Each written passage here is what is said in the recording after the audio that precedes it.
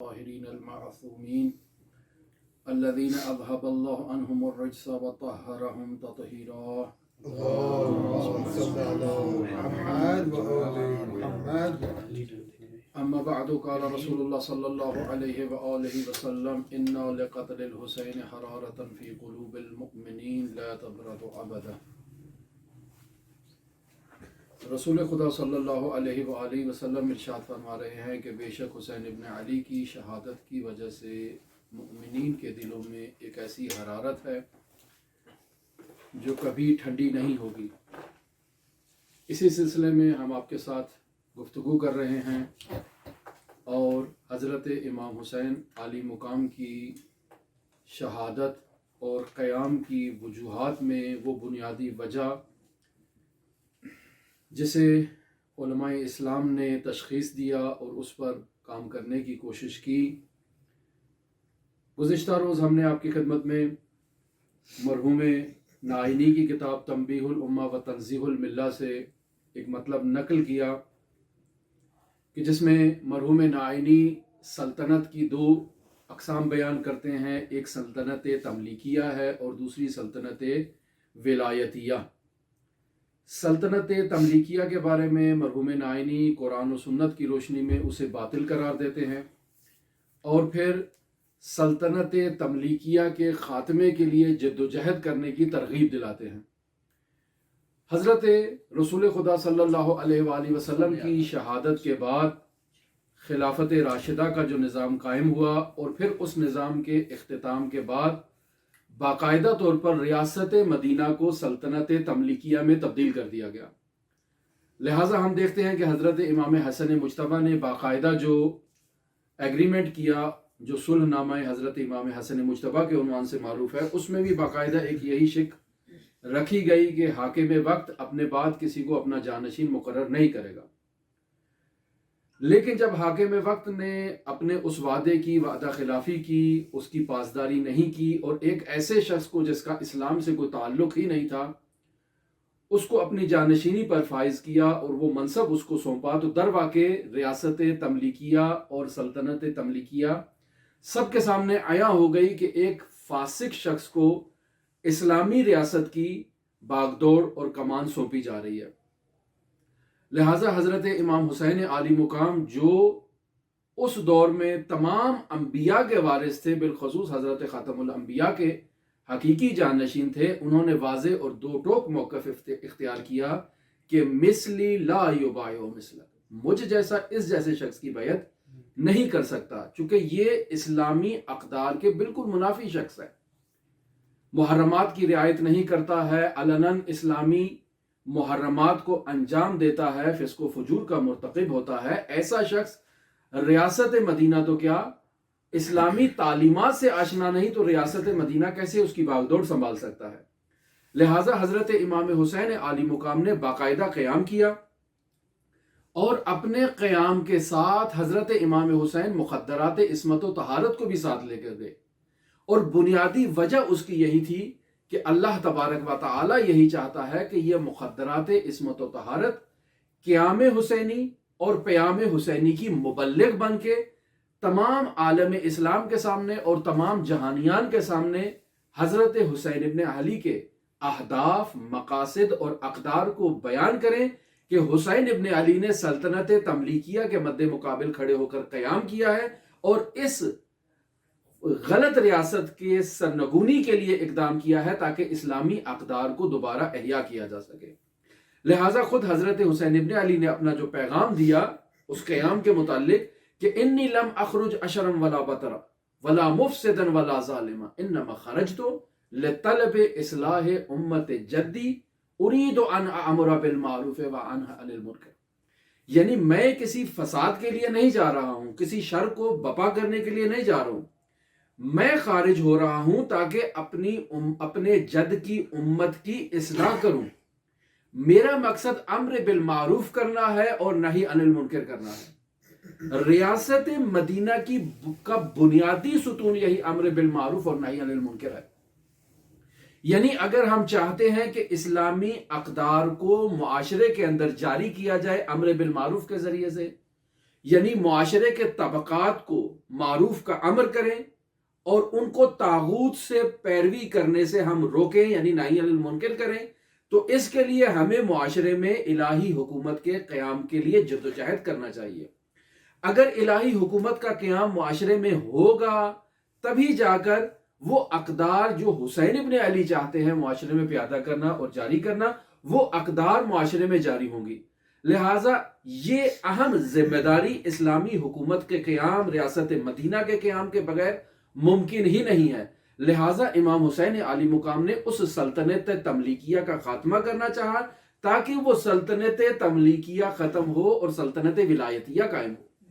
باقاعدہ طور پر اسلامی حکومت قائم ہو، اور وہی ریاست مدینہ جو رسول خدا صلی اللہ علیہ وآلہ وسلم نے جس کی بنیاد ڈالی تھی، وہ دوبارہ ریاست مدینہ قائم ہو اور اسلامی اقدار بحال ہوں اور لوگوں کو ان کے بارے میں پتہ چلے۔ لہٰذا امام خمینی رحمۃ اللہ علیہ اپنی اس کتاب ولایت فقیہ کا جب آغاز کرتے ہیں تو اس کے مقدمے میں سب سے پہلے جو بحث مطرح کی جا رہی ہے اور پیش کی جا رہی ہے وہ بداحت نظام ولایت فقیہ ہے۔ امام خمینی رحمۃ اللہ علیہ ایک مختصر سی گفتگو کرنے کے بعد کہتے ہیں کہ ولایت فقیہ کا شمار ایک ایسے موضوعات میں ہوتا ہے کہ جس کا اگر انسان درست تصور کر لے تو اس کے اس بات کے لیے برہان قائم کرنے کی زیادہ ضرورت پیش نہیں آئے گی، یعنی انسان مختصر سا تعامل کرے اور اس مختصر سی توجہ کے بعد وہ اس کی تصدیق کے مراحل تک پہنچ جائے گا۔ لہٰذا کہتے ہیں کہ کوئی بھی شخص اگر اسلامی تعلیمات یعنی عقائد اور احکام کو اجمالی طور پر ہی جان لے اور پھر اس کے بعد جب ان تعلیمات کو اجمالی طور پر جاننے کے بعد وہ اس ولایت فقیہ کی بحث تک پہنچے گا تو اس کو تصور کرنے سے فوراً اس کی تصدیق کر دے گا، کیوں؟ چونکہ اس کو اسلام کی آئیڈیالوجی کا علم ہو چکا ہے، مختصر سی آشنائی کے بعد اس کو پتہ چل چکا ہے کہ اس اسلامی تعلیمات کو جاری رکھنے کے لیے، اسے معاشرے تک پہنچانے کے لیے، اس نظام کو باقاعدہ نافذ کرنے کے لیے اور ریاست مدینہ قائم کرنے کے لیے ہمیں باقاعدہ طور پر ایک حکومت کی ضرورت ہوگی، اور اس حکومت کے بغیر اس نظام کا قیام مقدور اور ممکن نہیں ہے۔ یہاں پر پھر ایک سوال پیدا ہوتا ہے کہ جس کی طرف امام خمینی رحمۃ اللہ علیہ بھی متوجہ تھے، اور وہ سوال یہی ہے کہ جب آپ یہ فرما رہے ہیں کہ ولایت فقیہ کا تصور ہی اسے تصدیق کی طرف لے جائے گا، تو پھر ہم دیکھ رہے ہیں کہ معاشرے میں ولایت فقیہ سے متعلق تردید پائی جاتی ہے۔ ہمارے علماء میں، ہمارے فقہا میں ولایت فقیہ یعنی امام خمینی کی اس بحث شروع کرنے سے پہلے فقہا موجود تھے جو ولایت فقیہ کو اس طرح سے تسلیم نہیں کرتے تھے جس انداز میں امام خمینی رحمۃ اللہ علیہ بیان کرنا چاہتے ہیں۔ یا ہم دیکھ رہے ہیں کہ آج کل کے معاشرے میں ولایت فقیہ پر کتابیں لکھی جاتی ہیں، باقاعدہ طور پر باقاعدہ قرآن و سنت سے برہان قائم کیے جاتے ہیں، باقاعدہ طور پر اسے بیان کیا جاتا ہے ایک وسیع انداز میں۔ تو یہاں یہ سوال پیدا ہوتا ہے کہ ایک طرف سے آپ فرما رہے ہیں کہ اس پہ برہان قائم کرنے کی ضرورت نہیں ہے، جو بھی اسلامی تعلیمات کو جانتا ہو یعنی اسلامی معارف کو جانتا ہو، احکام الہی کو جانتا ہو، عقائد دین کو جانتا ہو، اور جب وہ ولایت فقیہ کی بحث تک پہنچے گا تو فوراً تصدیق کر دے گا، جبکہ ہمیں عملی طور پر جو ہے وہ اس کے لیے دلائل کی ضرورت ہے۔ کتابیں لکھی جا رہی ہیں، خود امام خمینی رحمۃ اللہ علیہ کی یہ کتاب بھی باقاعدہ برہانوں پر مشتمل ہے۔ کل ہم نے تنبیہ الامہ آپ کی خدمت میں پیش کی، اس میں بھی قرآن و سنت سے متعدد دلائل موجود ہیں۔ تو یہی سوال پیدا ہوتا ہے کہ کیا وجہ ہے ان دلائل دینے کی اگر بحث اتنی ہی سادہ ہے اور اتنی آسان ہے؟ تو امام خمینی رحمۃ اللہ علیہ اس کی کچھ وجوہات بیان کرتے ہیں کہ کیا وجہ ہے کہ ولایت فقیہ کو مسئلہ نظری میں تبدیل کر دیا گیا ہے۔ پہلی وجہ یہ بیان کرتے ہیں کہ مسلمانوں کی معاشرتی صورتحال کچھ ایسی بن چکی ہے، یعنی مسلمانوں کو اسلام سے متعلق جو تعلیمات دی گئی ہیں وہ رسول خدا صلی اللہ علیہ وآلہ وسلم کی جنگوں سے متعلق دی گئی ہیں۔ حضرت سید الاوصیاء امیر المومنین علی ابن ابی طالب علیہ آلاف و تحیۃ و ثنا کی جنگوں میں شجاعت سے متعلق دی گئی ہیں۔ مسلمانوں کو تعلیم جو دی گئی ہے وہ واقعہ کربلا میں حضرت سید الشہداء پر ہونے والے مصائب سے متعلق دی گئی ہے۔ قیام حضرت سید الشہداء کے اہداف اور اغراض و مقاصد کو جس طرح سے بیان کرنا چاہیے اس طرح سے بیان نہیں کیا گیا، اور اس کے علاوہ مسلمانوں کے درمیان فقط چند فقہی مسائل جو مختلف کچھ فقہی ابواب سے تعلق رکھتے ہیں، ان مسائل کو مسلمانوں کے درمیان ترویج کیا گیا ہے اور رائج کیا گیا ہے، اور وہ معظم مسائل اور معظم احکام کہ جو اسلام نے بیان کیے ہیں ان کو نظر انداز کر دیا گیا ہے۔ جب مسلمانوں کی ایک فکر اس عنوان سے پروان چڑھی ہے تو اب ان کے آپ سامنے جا کر اسلام کے وہ احکام جو اجتماعی سیاست سے متعلق ہیں، جو تشکیل حکومت سے متعلق ہیں، جب آپ ان احکام کے بارے میں کہیں گے تو وہ اس کے بارے میں شک و تردید کا شکار ہو جائیں گے۔ پس مسلمانوں کی ایک اجتماعی معاشرتی صورتحال اور معاشرتی تربیت اس انداز میں ہو چکی ہے کہ وہ ولایت فقیہ کو آسانی سے قبول کرنے کے لیے تیار نہیں ہے، لہٰذا ہمیں انہیں بیان کرنے کے لیے باقاعدہ طور پر برہان قائم کرنے کی ضرورت ہے۔ دوسرا مسئلہ جس کی طرف امام خمینی رحمۃ اللہ علیہ اشارہ کرتے ہیں وہ حوزہ علمیہ کی صورتحال ہے۔ یعنی اگر آپ حوزہ علمیہ میں دیکھیں تو حوزہ علمیہ میں ادبیات پڑھائی جاتی ہیں، اور ادبیات کو کمپلیٹ کرنے کے بعد باقاعدہ طور پر علم اصول پڑھایا جاتا ہے اور علم فقہ پڑھایا جاتا ہے۔ ادبیات میں صرف انہی علوم پر فوکس کیا جاتا ہے اور باقی علوم کو چھوڑ دیا جاتا ہے۔ یہ حوزہ علمیہ کی کمزوری ہے جس کی طرف امام خمینی اس کتاب میں اشارہ کر رہے ہیں کہ جس کی اصلاح کی ضرورت ہے۔ پھر عملی طور پر آپ دیکھ لیں کہ ہم میں سے کتنے طلاب ہیں، کتنے علماء ہیں جنہوں نے اسلام کے معاشرتی نظام کے اوپر باقاعدہ طور پر مطالعہ کیا ہے۔ یعنی حوزہ علمیہ میں باقاعدہ اسلام کے معاشرتی نظام کے اوپر درس و تدریس کا سلسلہ جاری ہے؟ نہیں، ایسا سلسلہ تو موجود نہیں ہے۔ اسلام کے معاشرتی احکام حوزہ علمیہ میں پڑھائے جاتے ہیں؟ نہیں پڑھائے جاتے۔ اسلام میں اخلاقیات کو جس طرح سے پہلے قدیم میں رائج تھا آیا اس طرح سے پڑھایا جاتا ہے؟ ابھی باقاعدہ کو سلیبس ہے، باقاعدہ کو نظام ہے؟ نہیں، ایسا نہیں ہے۔ کیا اسلام میں حوزہ علمیہ میں باقاعدہ سیاسیات کے موضوع کو سلیبس میں شامل کیا گیا ہے، باقاعدہ اس کو پڑھایا جاتا ہے؟ نہیں، بالکل نہیں پڑھایا جاتا۔ کیا حوزہ علمیہ میں اسلام کے اقتصادی نظام کو پڑھایا جاتا ہے، اور اس اقتصادی نظام سے کیسے معاشرے کی اقتصادیات کو بہتر کرنا ہے تاکہ معاشرہ مدینہ فاضلہ بن سکے اور معاشرتی طبقات کی ضروریات پوری ہو سکے؟ تو ہم دیکھتے ہیں کہ حوزہ علمیہ میں یہ مطالب نہیں پائے جاتے ہیں اور یہ مطالب نہیں ہیں۔ انہی مطالب کی طرف توجہ امام خمینی دلا رہے ہیں اور کہہ رہے ہیں کہ آج کے دور میں یہ جو مسئلہ ولایت فقیہ مسئلہ نظری بن رہا ہے، اس کی ایک کمزوری یہ ہے کہ ہم نے جو اسلام کا تعارف کروایا ہے وہ تعارف ہم نے ناقص کروایا ہے۔ دوسری عمدہ کمزوری جو پائی جاتی ہے وہ مراکز اسلام میں پائی جاتی ہے، یعنی حوزہ علمیہ میں پائی جاتی ہے، دینی مراکز میں پائی جاتی ہے، دینی مدارس میں پائی جاتی ہے کہ اس میں ان مراکز میں اسلام کی بعض چیزیں پڑھائی جاتی ہیں اور بعض چیزوں کو چھوڑ دیا جاتا ہے، اور ان کو کہا جاتا ہے کہ ان کی فعلاً ہمیں ضرورت نہیں ہے، جبکہ وہی اسلام کی بنیاد ہے کہ جن کو زیادہ تاکید کی گئی ہے قرآن و سنت میں، اور جن کے تبیین کے اوپر قرآن و سنت میں زیادہ مواد اور زیادہ میٹر موجود ہے، ان کو ہم نے نظر انداز کر دیا ہے۔ پھر اب ہم جب آگے آتے ہیں تو امام خمینی رحمۃ اللہ علیہ باقاعدہ طور پر اس کی ایک اور وجہ بھی بیان کرتے ہیں کہ کیا وجہ ہے کہ حوزہ علمیہ میں اور معاشرے میں یہ چیزیں درست انداز میں بیان نہیں کی گئی ہیں۔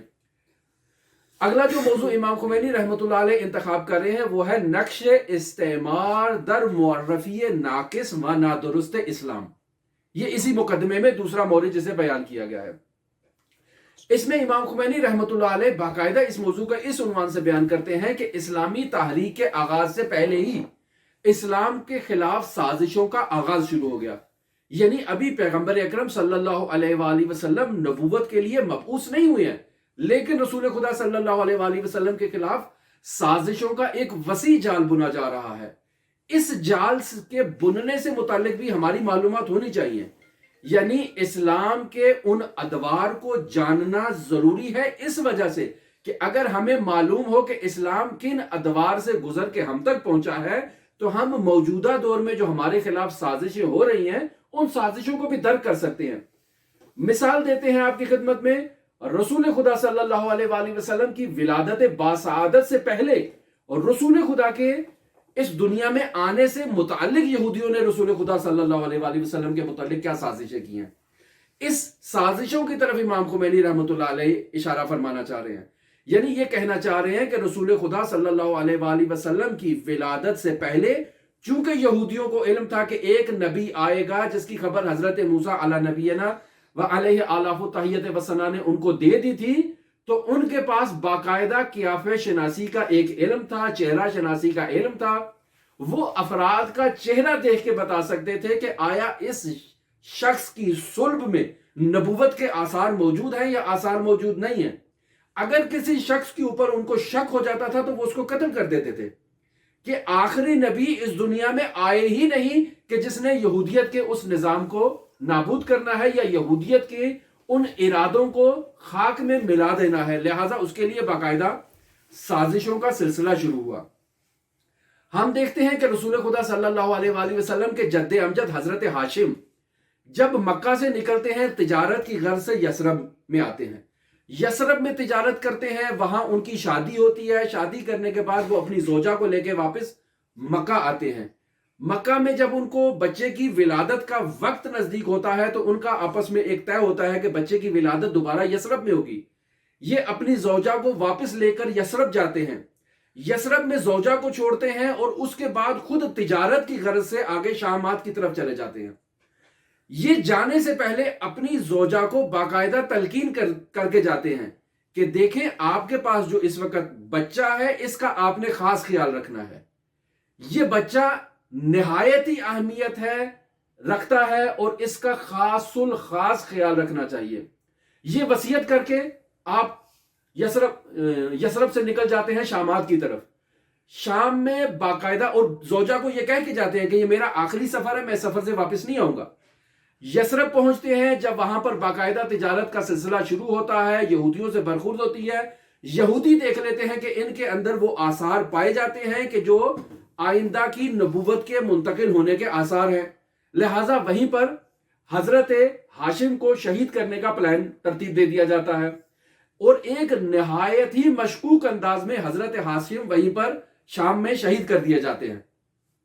اپنے انتقال سے پہلے حضرت ہاشم اپنے کاروان کے افراد کو اپنی طرف واپس بلاتے ہیں کہ آؤ میں آپ کو وصیت کرنا چاہتا ہوں۔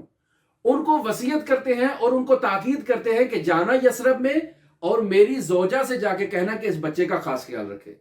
پھر کاغذ اور قلم منگواتے ہیں، باقاعدہ مکتوب کرتے ہیں کہ میرے اس بچے کا خاص خیال رکھا جائے، یہ کوئی معمولی بچہ نہیں ہے۔ ایسا ہی ہوتا ہے، حضرت شیبہ کی ولادت ہو جاتی ہے حضرت ہاشم کے ہاں۔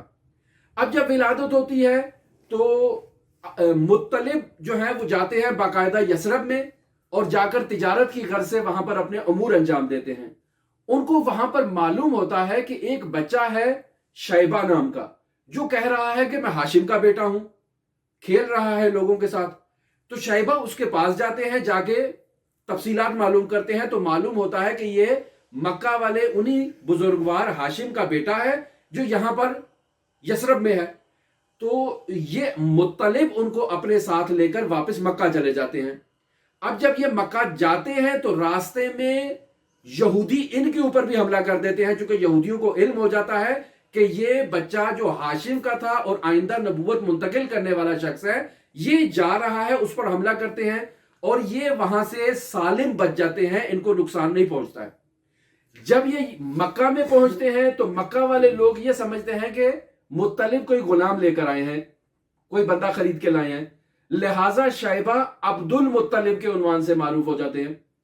جب یہ عبد المطلب کے عنوان سے معروف ہوتے ہیں اور جوان ہوتے ہیں، باقاعدہ ان کی شادی ہوتی ہے، ان کو بھی بچہ ہوتا ہے اور یہ اپنے فرزند کا نام رکھتے ہیں عبداللہ۔ یہاں پہ واضح ہو گیا کہ ہاشم پہ بھی یہودیوں نے حملہ کیا،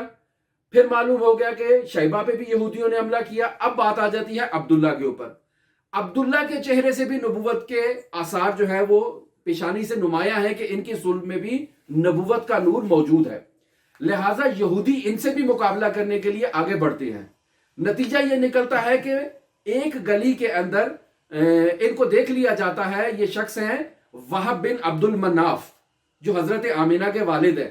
یہ دیکھتے ہیں کہ یہودیوں نے عبداللہ کا گھیراؤ کیا ہوا ہے اور ان کو شہید کرنا چاہتے ہیں۔ یہ فوراً آتے ہیں، بنی ہاشم کو آ کر اطلاع دیتے ہیں کہ اس قسم کا ایک قضیہ ہو گیا ہے،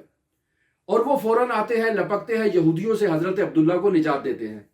اب یہاں پر یہ عبد المناف، وہب بن عبد المناف جو ہیں، یہ بھی حضرت عبداللہ کی پیشانی میں اس نور کو مشاہدہ کر لیتے ہیں، لہٰذا ان کو مشورہ دیتے ہیں کہ آپ میری بیٹی آمینہ سے شادی کر لیں۔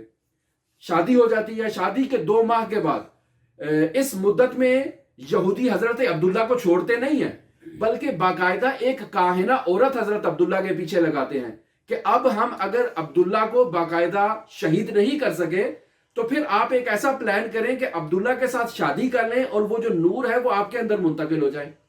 یہ کاہنہ ہر روز عبداللہ کا راستہ روکتی ہے اور ان کو شادی کی مشورہ دیتی ہے کہ آپ میرے سے شادی کر لیں.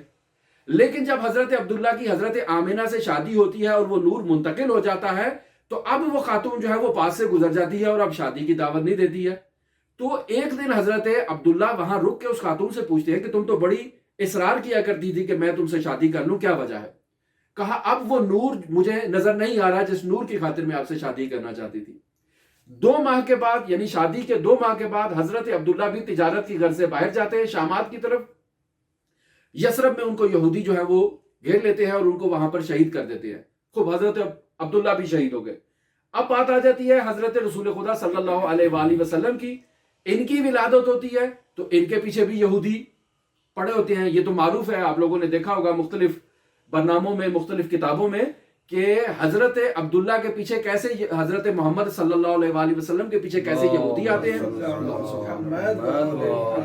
باقاعدہ مکہ کے خواتین کا باقاعدہ جائزہ لیتے ہیں، کس کو بچہ ہو رہا ہے، کس کو نہیں ہو رہا، کس کے ہاں ولادت ہوئی ہے. اور جب وہ اس ستارے کو دیکھتے ہیں تو دارالندوہ میں باقاعدہ شور کرتے ہیں کہ وہ شخص اس دنیا میں آ چکا ہے جس کا ہمیں انتظار تھا. اور پھر بعض تعبیرات کے مطابق کہ ان کا سربراہ کاہن جو ہے وہ حضرت محمد صلی اللہ علیہ وآلہ وسلم کی خدمت میں آتا ہے، آگے دیکھتا ہے تو بے ہوش ہو جاتا ہے اور اس کو پتہ چل جاتا ہے کہ یہ وہی شخص ہے. اور پھر اس کے بعد باقاعدہ سے تاریخ اسلام کی تحریف میں بھی یہاں پر کردار ہے کہ رسول خدا صلی اللہ علیہ وآلہ وسلم کو باقاعدہ طور پر مکہ سے اس لیے نہیں بھیجا گیا تھا کہ حضرت آمنہ کے پاس دودھ نہیں ہے، بلکہ باقاعدہ اس کی وجہ جو بیان کی جاتی ہے وہ یہ ہے کہ مکہ کے اندر یہودی کاروانوں کا آمد و رفت بہت زیادہ ہے اور یہ یہودی اگر حضرت رسول خدا صلی اللہ علیہ وآلہ وسلم تک پہنچ گئے تو ان کو شہید کر دیں گے. لہٰذا آپ کو مکہ سے باہر نکالنے کا پلان کیا جاتا ہے کہ مکہ سے یہ باہر چلے جائیں اور مکہ سے باہر ان کو منتقل کر دیا جاتا ہے. اور پھر جب آپ مکہ کے اندر آتے ہیں واپس حضرت ابو طالب کی آگوش میں تو وہاں پر بھی آپ مشاہدہ کر لیں کہ حضرت ابو طالب باقاعدہ آپ کو کھانا کھلانے سے پہلے خود کھاتے ہیں تاکہ یہ کنفرم کر لیں کہ یہ کھانا حضرت محمد صلی اللہ علیہ وآلہ وسلم جو کھا رہے ہیں اس کھانے میں کہیں ظاہر تو نہیں یہودیوں نے ملا رکھا کہ یہ محمد صلی اللہ علیہ وسلم شہید ہو جائیں، لہٰذا پہلے خود کھاتے ہیں. پھر دوسری روش تھی کہ حضرت ابو طالب باقاعدہ اپنا بستر حضرت محمد صلی اللہ علیہ وآلہ وسلم کے پاس بچھاتے ہیں تاکہ ان کے اوپر کوئی حملہ آور نہ ہو سکے. تیسرا اقدام جو رسول خدا صلی اللہ علیہ وآلہ وسلم کے لیے کرتے ہیں وہ یہ ہے کہ رات کو آپ کے بستر بھی تبدیل کیا جاتے ہیں اور بچوں کو منتقل کیا جاتا ہے کہ اگر بالفرض کوئی حادثہ ہو بھی تو حضرت ابو طالب کے بچے رسول خدا صلی اللہ علیہ وآلہ وسلم پر قربان ہو جائیں. امام خمینی رحمۃ اللہ علیہ اس سازش کی طرف اشارہ کر رہے ہیں کہ جو رسول ابھی متولد نہیں ہوا اس کی پیدائش سے پہلے یہودیوں نے ایک سازش کا جال بچھا رکھا ہے. پھر یہاں میں آپ کی خدمت میں یہ بیان کرنا بھول گیا کہ یہودی باقاعدہ اسی پلاننگ کے ساتھ وہ باقاعدہ یثرب میں آ کے آباد ہوتے ہیں اور پھر یثرب سے لے کے باقاعدہ آگے تک یعنی بیت المقدس تک وہ وقفے وقفے سے اپنی آبادیاں بناتے ہیں جسے ہم کہیں کہ باقاعدہ مورچے بناتے ہیں کہ اگر رسول خدا اس مورچے سے رد ہو گئے تو اگلا مورچہ روک لے گا، اس مورچے سے رد ہو گئے تو اگلا مورچہ روک لے گا. یعنی کسی طرح سے رسول خدا صلی اللہ علیہ وآلہ وسلم بیت المقدس تک نہ پہنچ جائے چونکہ ان کا ہدف رسول خدا کو بیت المقدس تک پہنچنے سے روکنا ہے. لہٰذا یہ یہاں پر بیسیکلی آباد اس وجہ سے ہوتے ہیں کہ رسول خدا کا راستہ روکا جائے. تو اب ایسے طرف کہ جب چاروں طرف سے رسول خدا صلی اللہ علیہ وآلہ وسلم کو گھیرا ہو، رسول خدا کی ولادت سے پہلے ان کے آباء و اجداد کو باقاعدہ اسی غرض سے شہید کیا گیا ہو کہ وہ نور نبوت منتقل نہ ہو سکے، تو کیا وہ رسول خدا صلی اللہ علیہ وآلہ وسلم کی بعثت کے بعد آرام سے بیٹھیں گے؟ ہرگز آرام سے نہیں بیٹھیں گے. لہٰذا رسول خدا صلی اللہ علیہ وآلہ وسلم کی بعثت کے بعد جو انہوں نے کام کیے وہ رسول خدا کی تعلیمات کے مقابلے میں آ کر کے قیام کرنا شروع کیا، یعنی ان کا انکار کیا رسول خدا کی تعلیمات کا. دوسرا کام کیا رسول خدا صلی اللہ علیہ وآلہ وسلم کی شان میں گستاخیاں کیا کرتے تھے، اشعار کہا کرتے تھے تاکہ عرب تک وہ اشعار پہنچے، چونکہ عرب بالاخرہ ادبیات میں زیادہ دلچسپی رکھتے تھے. رسول خدا کی شان میں گستاخی والے اشعار جب تک ان تک پہنچیں گے تو ان کو رسول خدا صلی اللہ علیہ وآلہ وسلم جو کہ مسلمان نہیں ہوئے وہ رسول خدا صلی اللہ علیہ وآلہ وسلم کے قریب نہیں آئیں گے، اور جو مسلمان ہو چکے ہیں ان کے دل تیش میں آئیں گے اور وہ انتقامی کاروائی کے لیے آئیں گے، اور نتیجہ کیا نکلے گا کہ جنگ ہوگی۔ یہ سازشیں کرتے تھے۔ پھر اس کے علاوہ یہ جاتے تھے مکہ کی طرف، اور قریش مکہ کو کہتے تھے کہ تم آؤ یثرب پہ حملہ کر دو، رسول خدا صلی اللہ علیہ وآلہ وسلم کو اس طرح سے اسلامی ریاست کی بنیاد رکھنے سے ہی روک دیا جائے۔ تو مختلف انہوں نے یہ حربے اپنائے، اور آخری حربہ ان کا یہی تھا کہ اسلامی تعلیمات میں رکھنا ڈالا جائے۔ لہٰذا کیا کرتے تھے، مختلف شکلوں میں مختلف صورتوں میں آ کر مسلمانوں سے دوستیاں کرتے تھے، اور باتوں باتوں میں ان کو ایسی چیزیں القاء کرتے تھے کہ جو اسلامی تعلیمات میں نہیں ہوا کرتی تھی۔ جو شخص آگاہ ہوتے تھے وہ رسول خدا صلی اللہ علیہ وآلہ وسلم سے جا کر پوچھ لیتے تھے، اور جو افراد آگاہ نہیں ہوتے تھے وہ اس کو آگے منتقل کر دیتے تھے، اور نتیجہ یہ نکلتا تھا کہ رسول خدا صلی اللہ علیہ وآلہ وسلم کی تعلیمات میں کچھ مطالب ایسے آ گئے کہ جو اسلامی تعلیمات سے متعلق نہیں تھے، جسے باقاعدہ طور پر علماء اسلام نے اسرائیلیات کے عنوان سے بیان کیا ہے۔ یعنی کچھ احادیث ہیں کہ جن احادیث کو باقاعدہ اسرائیلیات کے عنوان سے یاد کیا جاتا ہے کہ جو انبیاء ماقبل کے قصوں سے متعلق ہے۔ ظاہر ہے یہودی ہیں تو حضرت موسیٰ کے قصے بیان کریں گے، عیسائی ہیں تو حضرت عیسیٰ کے قصے بیان کریں گے، انہی قصوں میں جا کر کچھ اپنی باتیں بھی گھسا دیں گے ایسی کہ جو اسلامی تعلیمات کے منافی ہوں گی، جسے باقاعدہ طور پر ذکر کیا جاتا ہے۔ یہ ایک طرف ہمارے خلاف اسلام کے آغاز سے، یعنی رسول خدا صلی اللہ علیہ وآلہ وسلم کے آنے سے پہلے ہی یہودیوں کی سازش، اور دوسرے نمبر پر رسول خدا صلی اللہ علیہ وآلہ وسلم کی ولادت کے بعد، بعثت کے بعد یہودیوں نے اس انداز میں رسول خدا سے مقابلہ کیا۔ اگلے مورچے پہ جب ہم آئے تو ہم دیکھتے ہیں کہ اسلام جب آ گیا، پروان چڑھ گیا، تو پھر آتے ہیں ہم اپنے قریب کے ماحول میں اور قریب کی سازشوں کو مد نظر رکھتے ہیں۔ تو ہمارے پاس 13ویں صدی اور 14ویں صدی کے درمیان صلیبی جنگیں بالکل نمایاں ہیں کہ جو عیسائیوں اور مسلمانوں کے درمیان لڑی جا رہی ہیں اس مقصد کی خاطر کہ بیت المقدس پہ قبضہ کیا جائے۔ باقاعدہ طور پر وہ صلیب کا ایک سرخ کپڑا اپنے یونیفارم پہ لگایا کرتے تھے اور صلیبیں بلند کیا کرتے تھے۔ انہیں دیکھ کے لوگ یہ اندازہ لگا لیتے تھے کہ یہ صلیبی سپاہی ہیں، لہٰذا وہ جنگیں جو مشہور ہوئی وہ صلیبی جنگوں کے عنوان سے معروف ہو گئی۔ ان لوگوں کا ہدف بھی اسلام کو نقصان پہنچانا تھا اور اسلام کو صدمہ پہنچانا تھا۔ پھر ہم آئے اس سے آگے والے دور میں، یعنی 300 سال پہلے 16ویں صدی کے اندر اگر ہم آئیں تو 16ویں صدی میں بھی ہمیں ملتا ہے کہ مالٹائی افراد، ہالینڈی افراد، برطانوی، فرانسیسی یا اٹالیائی افراد آتے ہیں اور اسلامی ممالک پر استثمار کرتے ہیں، یعنی ان پر قبضہ کرتے ہیں۔ ان لوگوں کا ہدف کیا ہوتا ہے؟ ان لوگوں کا ہدف یہ نہیں ہوتا کہ ان کو اسلام سے نکال کر مسیحیت کی طرف لے جائیں، چونکہ یہ لوگ استثمار کرنے کے لیے آئے ہیں، استعمار ہیں۔ ان کا کام یہ ہے کہ وہاں پر آ کر قبضہ کریں،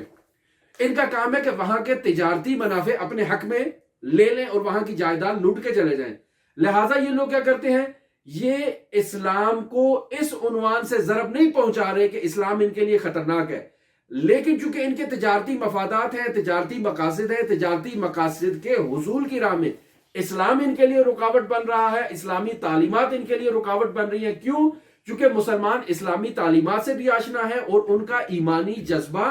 انہیں اسلامی تعلیمات کو فالو کرنے کی ترغیب دلاتا ہے۔ تو نتیجہ یہ ہوتا ہے کہ وہ استکبار سے دوری کرتے ہیں، وہ طاغوت سے پناہ مانگتے ہیں، طاغوت کے نزدیک نہیں جاتے ہیں۔ لہٰذا انہوں نے اسلام کے خلاف سازشیں کرنا شروع کی۔ پس ان کا ہدف مسیحیت کی ترویج نہیں تھا بلکہ اسلام کو سرنگو کرنا تھا تاکہ یہ اپنے تجارتی مقاصد حاصل کر سکیں۔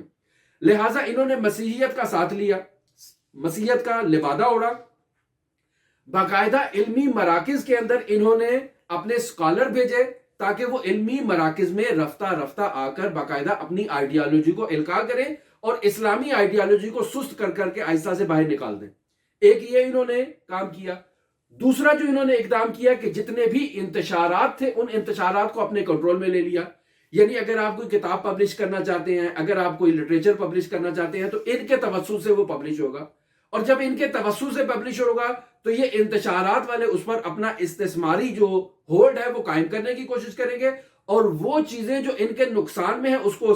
میٹر سے باہر نکال دیں گے۔ یہ ان کا کام تھا تاکہ مسلمانوں میں شبہات ایجاد ہوں اور اسلامی تعلیمات میں رفتہ رفتہ تحریف شامل ہو۔ یہی اثر ہے کہ ان کا یہ تبلیغاتی اثر مسیحیوں کا اور دوسری طرف سے یہ لٹریچر کے اندر جو انہوں نے دخل و تصرف کیا، تو نتیجہ یہ نکلا کہ ہمارے تعلیم یافتہ افراد بھی بعض تعلیمات کے بارے میں شبہات کا شکار ہو گئے۔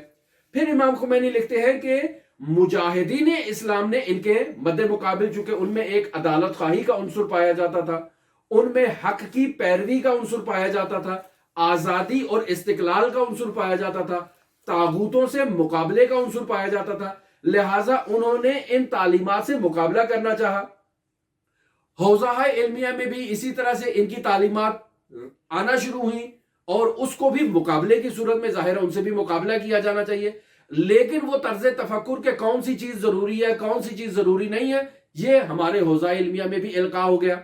یعنی آپ نماز کے احکام بیان کریں، روزے کے احکام بیان کریں، خمس کے احکام بیان کریں، زکوٰۃ کے احکام بیان کریں، لیکن امر بالمعروف اور نہی عن المنکر کی ضرورت نہیں ہے۔ اس کی کیا اتنی ضرورت ہے؟ اس کو کم رنگ کر دیا گیا، یا دوسری طرف سے اقتصادیات کو کم کر دیا گیا، معاشیات کو کم کر دیا گیا، یا اقتصادیات کو کم کر دیا گیا کہ یہ چیزیں ضروری ہے۔ اگر میں نے جنت میں جانا ہے تو مجھے نماز کی ضرورت ہے، اگر میں نے جنت میں جانا ہے تو مجھے روزے کی ضرورت ہے۔ مجھے بھلا عوامی مسائل سے کیا سروکار ہے؟ عوام کی مشکلات کے حل کے لیے مجھے کیا ضرورت ہے تگ و دو کروں؟ لہٰذا آہستہ آہستہ انہی تبلیغات کے اثر میں لوگوں کے ذہنوں میں یہ شبہات ایجاد ہوئے کہ اسلام ایک جامع دین نہیں ہے۔ اسلام آپ کو نماز، روزہ، حج، زکوٰۃ کے مسائل تو بتائے گا، لیکن معاشرے پہ حکومت کیسے کرنی ہے اسلام کے پاس اس کا کوئی تصور نہیں ہے۔ اسلام کے پاس زندگی گزارنے کے اصول بیان نہیں کیے گئے کہ آپ نے اپنی عملی زندگی گزارنی ہے تو خاندان میں کیسے رہنا ہے، اپنے بڑوں کے ساتھ کیسے رہنا ہے، اجتماع جب تشکیل دینا ہے تو کیسے زندگی گزارنی ہے۔ یہ شبہات ایجاد کیے گئے۔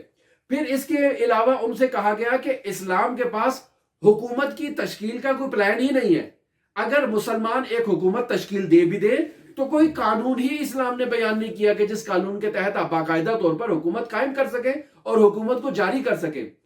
تیسرا نمبر پہ انہوں نے یہ مسائل لوگوں کے ذہنوں میں ڈالنا شروع کر دیے کہ حوزہ علمیہ میں جو لوگ تعلیم حاصل کر رہے ہیں یہ خواتین کے حیض اور نفاس کے مسائل صرف پڑھتے ہیں،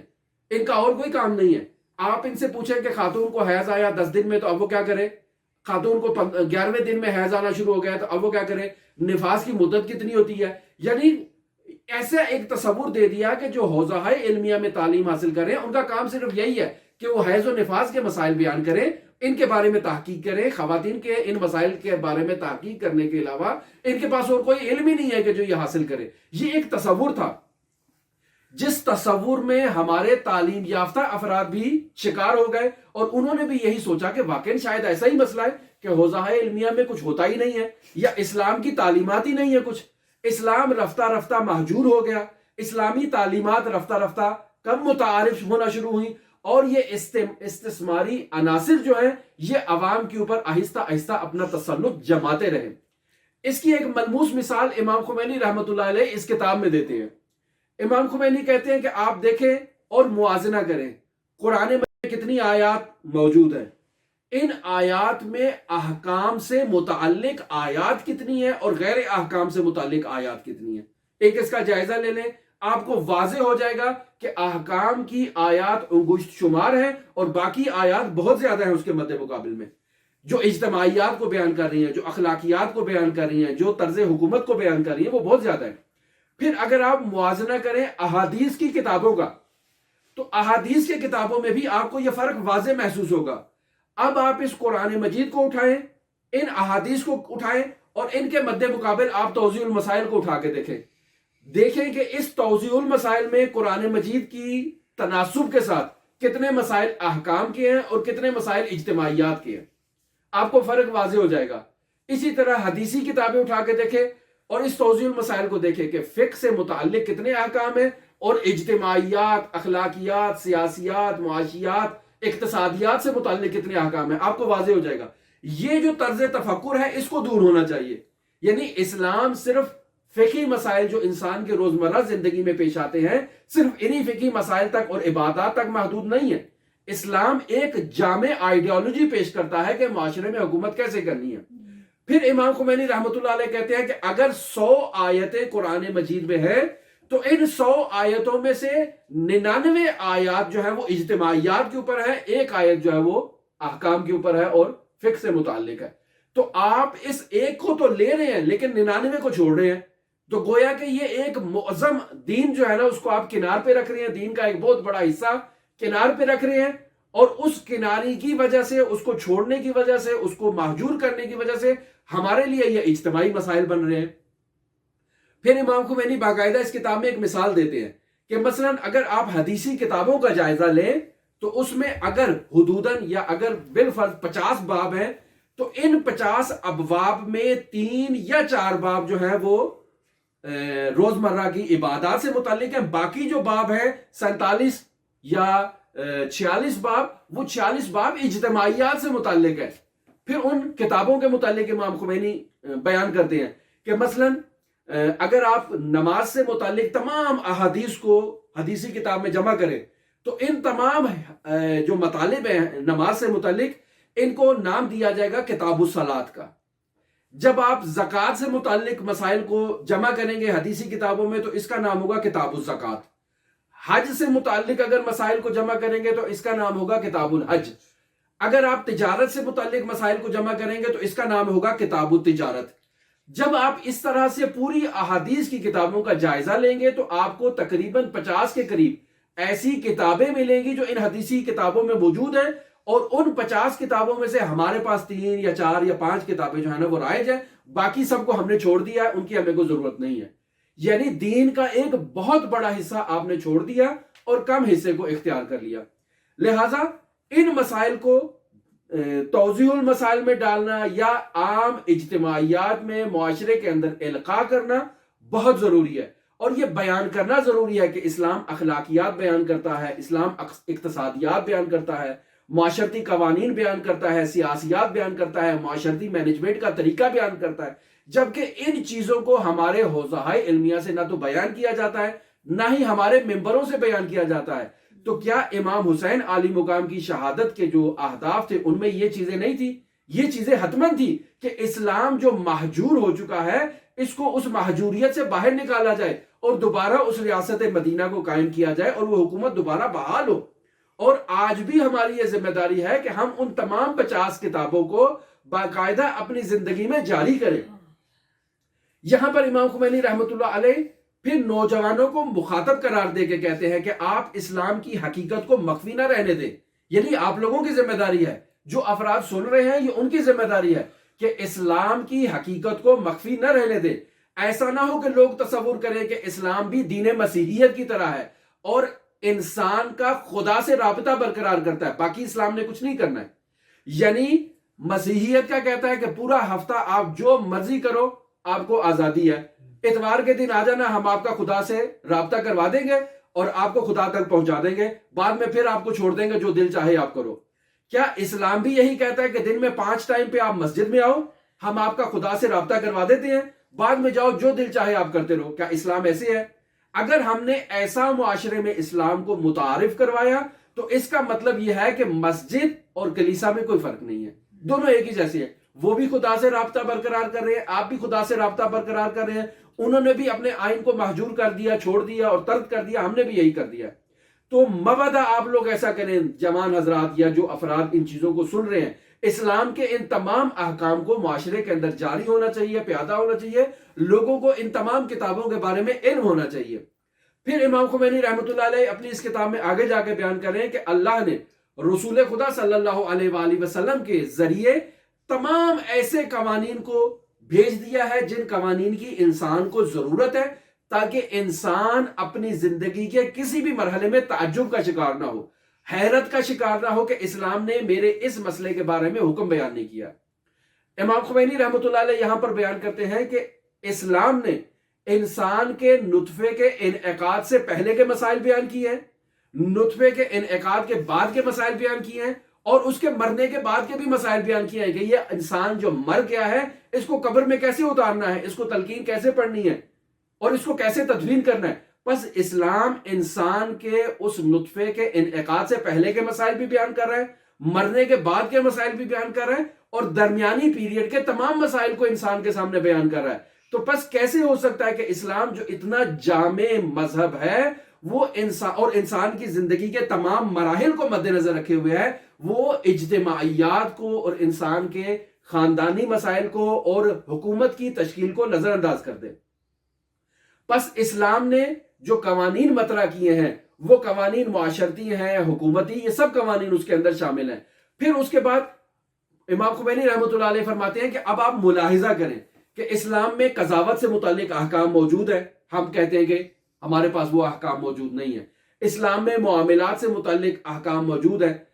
حدود سے متعلق احکام موجود ہے، یعنی اگر کوئی شخص کوئی گناہ کرتا ہے تو اس کے جسم پہ باقاعدہ اس کی حد جاری کی جائے، یعنی اگر کوئی شخص شراب پیتا ہے تو اس کو 80 کوڑے لگائے جائیں، اگر کوئی شخص زنا کرتا ہے تو اس کو 100 کوڑے لگائے جائیں۔ یہ حدود کے باب میں آ جاتا ہے۔ اسلام قصاص کے مسائل بھی بیان کرتا ہے، یعنی اگر کسی نے آپ کے ساتھ جنایت کی ہے تو آپ بھی بدلے میں اس کے ساتھ وہی جنایت کر سکتے ہیں، یہ باقاعدہ قصاص کے احکام ہے۔ پس اگر کوئی شخص کسی ایک انسان کو قتل کرتا ہے تو اس کے ورثاء کو حق حاصل ہے کہ وہ اس قاتل کو اسی انداز میں قتل کریں، یہ ان کا حق ہے۔ لیکن ہمارے معاشرے سے اس قصاص کو نظر انداز کیا گیا ہے۔ نتیجہ کیا نکلتا ہے؟ نتیجہ یہ نکلتا ہے کہ قتل و غارت عام ہو جاتی ہے، فساد عام ہو جاتا ہے۔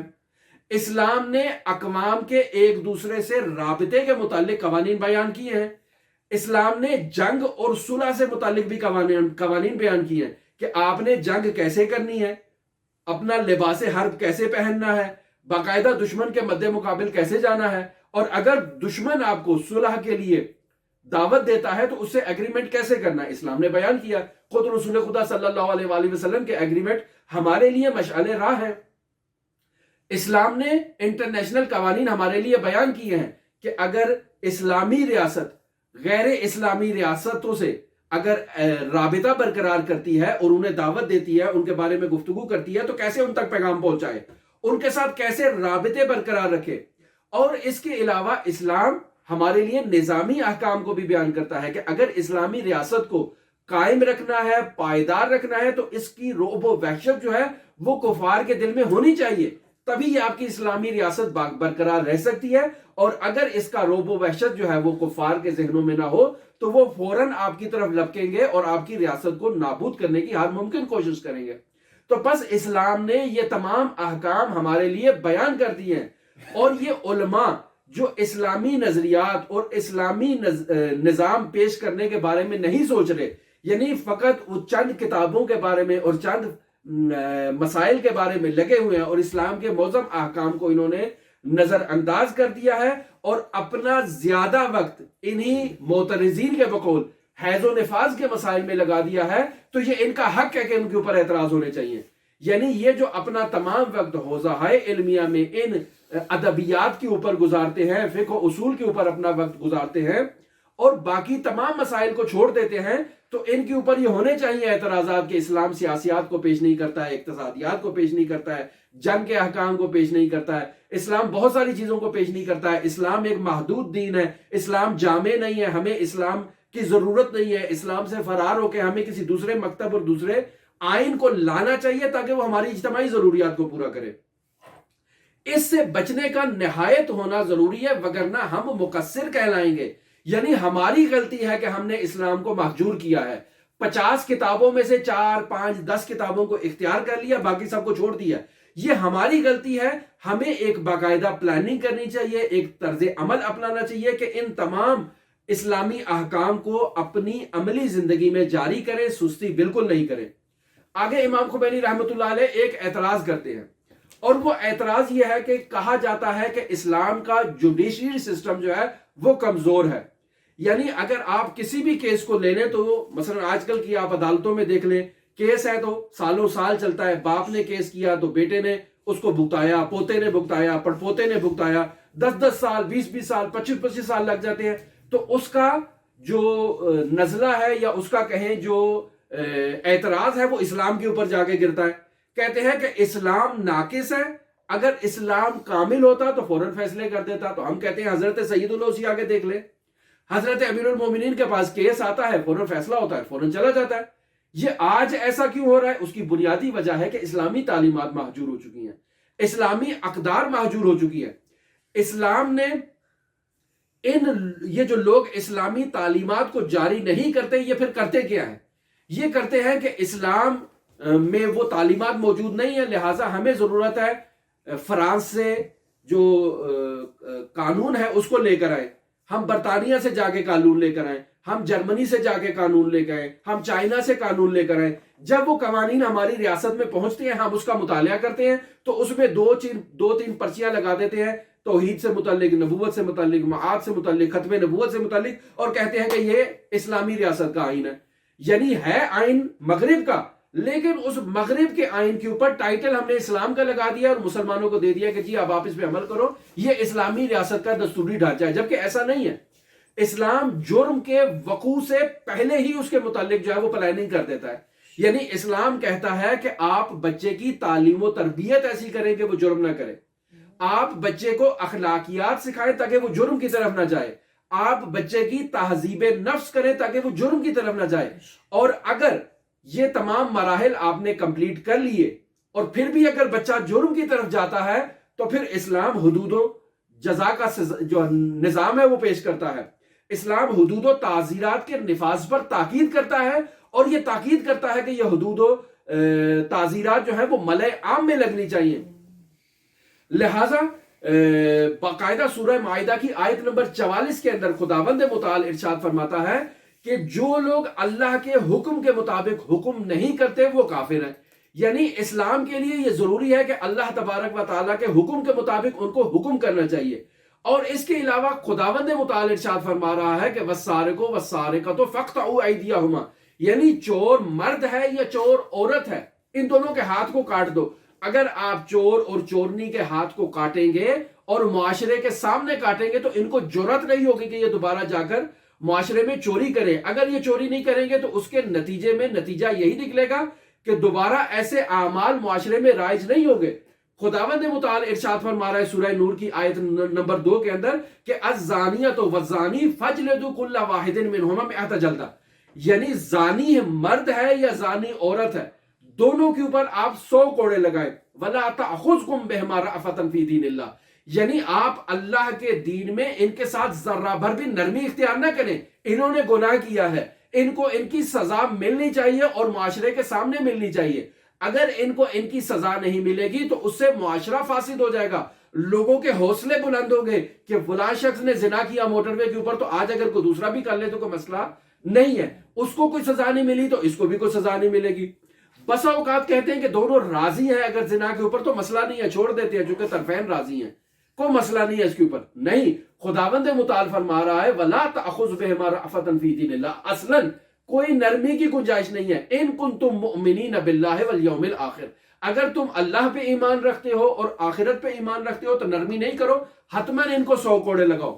پھر خداوند متعال آگے شرط بھی بیان کر رہا ہے وَلْيَشْهَدْ عَذَابَهُمَا طَائِفَتَانِ مِنَ الْمُؤْمِنِينَ, یعنی باقاعدہ ایک گروہ آئے اور آ کر مشاہدہ کرے کہ اگر کوئی شخص اسلامی ریاست کے اندر زنا کرتا ہے تو اس کو ایسے کوڑے لگتے ہیں اور ایسے اس کو سزا دی جاتی ہے. بس امام خمینی رحمۃ اللہ علیہ یہ بیان کرنا چاہ رہے ہیں کہ اسلام جرم کے وقوع سے پہلے قانون دے رہا ہے اور جرم کے وقوع ہونے کے بعد بھی قانون دے رہا ہے کہ یہ جزا و سزا کا نظام اگر آپ نافذ کریں گے تو ریاست مدینہ اپنے کمال تک پہنچے گی, وگرنہ ریاست مدینہ جو ہے وہ ناقص رہے گی. بس اوقات ہم دیکھتے ہیں کہ اسلام کے جزائی قوانین کے متعلق مغرب آ کر اور استعمار آ کر یہ تبلیغ کرتا ہے کہ یہ وحشی قوانین ہے. عرب ایک وحشی قوانین کو معاشرے کے اندر جاری کرنا چاہتا ہے بے نام اسلام, اور دیکھ رہے ہیں کہ ملأ عام میں بندے کو پکڑا ہوا ہے, خاتون کو پکڑا ہوا ہے اور اس کو 100 کوڑے لگائے جا رہے ہیں, تو یہ وحشی گری ہے. ہم دیکھ رہے ہیں کہ ایک آدمی کا سر قلم کیا جا رہا ہے, ایک آدمی کو ملأ عام میں تختہ دار پہ لٹکایا جا رہا ہے, تو یہ وحشی گری ہے. تو ہم ان سے کہتے ہیں کہ بھائی آپ یہ تو بتاؤ, اس شخص نے زنا کیا, اس کو سزا ملی, اس شخص نے چوری کی, اس کے ہاتھ کاٹ دیے گئے, اس شخص نے شراب پی, اس شراب پینے کے نتیجے میں اس کو 80 کوڑے لگائے گئے. لیکن آپ سے یہ سوال ہے کہ اگر کسی شخص کے پاس 1 گرام 10 گرام ہیروئن نکل آتی ہے تو آپ اس کو اور اس کے ٹبر کو پکڑ کے پھانسی پہ لگا دیتے ہیں. یعنی 10 گرام ہیروئن کی سزا پھانسی ہے, اور آپ کے ملکوں میں رائج ہے باقاعدہ یہ پھانسی. اور پھر اگر وہ 4 آدمی ہے تو چاروں کو لٹکا دو پھانسی کے اوپر. اس سے بڑی وحشی گری اور کیا ہو سکتی ہے؟ حالانکہ اگر کسی کے پاس ہیروئن نکل رہی ہے تو اس کی سزا پھانسی نہیں ہے, اس کی سزا کچھ اور اسلام تجویز کرے گا. یہ حتمن نہیں ہے کہ آپ اس کو اور اس کے ساتھ جتنے بھی افراد ہیں جو جرم میں شریک ہیں ان کو تختہ دار پہ لٹکا دیں. لیکن یہ جو اسلامی احکام ہیں ان کے اندر حکمت پائی جا رہی ہے. یہ جو شراب پی رہا ہے اور شراب پینے کے نتیجے میں یہ یا اپنی خودکشی کر لیتا ہے یا دوسرے افراد کو قتل کر دیتا ہے، شراب پینے کے نتیجے میں جا کے ڈکیتی کر لیتا ہے، شراب پینے کے نتیجے میں جا کے زنا بالجبر کر لیتا ہے، شراب پینے کے نتیجے میں جا کے لواط کر لیتا ہے، تو اس کے ایک عمل سے معاشرہ فاسد ہو رہا ہے. تو ہم نے معاشرے کو بچانا ہے تاکہ اسلامی ریاست برقرار رہے. اور اس کو ہم قتل نہیں کر رہے ہیں کہ جو آپ 10 گرام ہیروئن کے اوپر بندے کو قتل کر دیتے ہیں، ہم اس کو ایک ایسی سزا دے رہے ہیں جس سے یہ بھی ادب کے دائرے میں آ جائے اور اسلامی معاشرے کے باقی تمام باشندے بھی با ادب ہو جائیں اور ان کو یہ معلوم ہو جائے کہ اگر ہم نے حدود الہی سے تجاوز کیا تو یہ حدود الہی سے تجاوز کرنے کی ہمیں باقاعدہ سزا ملے گی اسلامی نظام میں. پھر ایک سوال یہاں پر پیش کرتے ہیں امام خمینی رحمت اللہ علیہ کہ اسلامی قوانین کے اجرا سے وحشی گری نہیں ہے بلکہ اسلامی قوانین کے اجرا میں عین عدالت ہے. وحشی گری اگر آپ نے دیکھنی ہے تو آپ جا کے جنگ ویتنام کو دیکھیں کہ وہاں 50-50 ہزار افراد کو قتل کیا گیا ہے، وہاں پر لاکھوں افراد کو قتل کیا گیا ہے. اگر امریکہ کی فوج اٹھتی ہے تو 50-50 ہزار گاؤں کے اوپر بم گرا دیتی ہے. اس سے بڑی وحشی گری کیا ہو سکتی ہے؟ آپ کو 80 کوڑوں کے اوپر اور 100 کوڑوں کے اوپر اعتراض ہے. ایک بم پھینکتے ہیں، ہزاروں دیہات تباہ کر دیتے ہیں، ہزاروں آدمیوں کو قتل کر دیتے ہیں. جنگ ویتنام میں آپ کو جو ہے وہ کان سے جوں بھی نہیں رینگتی، آپ کو اس وقت وحشی گری یاد نہیں آتی ہے. ان تمام مسائل کے نتیجے میں امام خمینی رحمت اللہ علیہ یہ نتائج پیش کرتے ہیں کہ اسلام کے قوانین کو شدت سے جاری ہونا چاہیے. باقاعدہ وہ تمام قوانین کے جو اسلام سے دوری کا نتیجہ ہے ان قوانین کو جاری کر کے لوگوں کے دل اسلام کے قریب کیے جائیں، ان کو اسلام کی آغوش میں لیا جائے. ہم دیکھتے ہیں کہ استعمار آتا ہے، ہمارے معاشرے میں آتا ہے، سکول قائم کرتا ہے، ہم بڑے خوشی سے کہتے ہیں کہ یہ آ کے سکول قائم کر لے. ہم احساس کمتری کا شکار ہیں، ہم کہتے ہیں پتہ نہیں ہمارے سکولوں میں شاید کوئی ایسی چیز نہیں پڑھائی جاتی ہے کہ جو یہ امریکہ کی این جی او آئے گی اور آ کر ہمارے گاؤں میں اور گوٹھ میں سکول قائم کرے گی اور پتہ نہیں کیا وہاں آکسفورڈ کی تعلیم ہمیں آگے دے گی، ہمیں برطانیہ کی آگے تعلیم دے گی، پتہ نہیں کون سی. تو در واقع وہ استعمار کے نفوذ کرنے کا ایک راستہ ہوتا ہے. وہ پہلے آ کر ہمارے گاؤں میں سکول کھولیں گے، ہمارے بچوں کی اس آہستہ آہستہ کچھ درست تربیت کریں گے اور درست تربیت کے ساتھ ساتھ ہمارے معاشرے میں آہستہ آہستہ جو ہے نا وہ اپنا زہر گھولنا شروع کر دیں گے. پھر ان سکولوں کی مینجمنٹ کے لیے وہ اپنے افراد کو بھیجیں گے کہ جاؤ جا کر دیکھو کیا ہو رہا ہے، جا کے سرکشی کر کے آؤ. وہ آئیں گے آہستہ آہستہ دین مسیحیت کی ہمارے معاشرے میں تبلیغ کریں گے، ہمارے معدنی ذخائر کو آہستہ آہستہ لوٹ کے اپنے ملکوں میں لے جائیں گے. ہماری انسانی جو لیبر ہے، جو انسانی قوت ہے، اس کو مزدوری پہ لگا دیں گے اور جتنا مال و متاع نکلے گا اس کو لے کے اپنے ملکوں میں چلے جائیں گے اور خود عیاشی کے ساتھ زندگی گزاریں گے اور ہم فقر و غربت کے اندر زندگی گزاریں گے. تو اس کا راستہ روکنا چاہیے. یہی صورتحال ہے کہ حوزہائے علمیہ کے مراکز کی اصلاح کرنا ضروری ہے، انہیں اسلامی اقدار کی طرف لے کر جانا ضروری ہے تاکہ اس کے ذریعے سے وہ اسلامی حکومت کے نفاذ کے لیے اپنے آپ کو آمادہ کریں. اور اس مجموعی صورتحال کی تبدیلی نہایت ضروری ہے. یہ وہ دو مطالب ہیں جسے امام خمینی رحمت اللہ علیہ اپنی اس کتاب ولایت فقیہ کے مقدمے میں پہلے دو عنوانوں کے ذریعے سے ذکر کرتے ہیں. ہماری دعا ہے کہ خداوند متعال ہمیں امام خمینی کے اس تعلیم کردہ جو نظام ولایت فقیہ ہے جسے امام خمینی نے قرآن و سنت کی روشنی میں اخذ کیا ہے اور حضرت ابا عبداللہ الحسین علیہ آلہ تحیت وسنا کے اس قیام کا ایک ہدف جو امر بالمعروف اور نہی عن المنکر ہے وہ اسی ولایت فقیہ کے اجرا سے ممکن ہے. تو خدایا ہمیں اس امر بالمعروف اور نہی عن المنکر کے قیام کے لیے توفیق عطا فرما تاکہ ہم اپنے معاشرے میں اسلامی ریاست قائم کر سکیں، اسلامی نظام نافذ کر سکیں اور اسلام کے دشمنوں کو اور طاغوت کو اسلامی ریاست سے باہر نکال کے اسلامی ریاست کے باشندوں کو ترقی عطا کریں، ہر ذی شعور کو اس کا حق عطا کریں تاکہ وہ کمال سے خداوند متعال کی بارگاہ میں اور حضرت صاحب العصر کی بارگاہ میں کمال کے ساتھ سرخرو ہو سکے. وما علینا الا البلاغ المبین. اللہم صلی علی محمد و آل محمد وعجل فرج قائم آل محمد.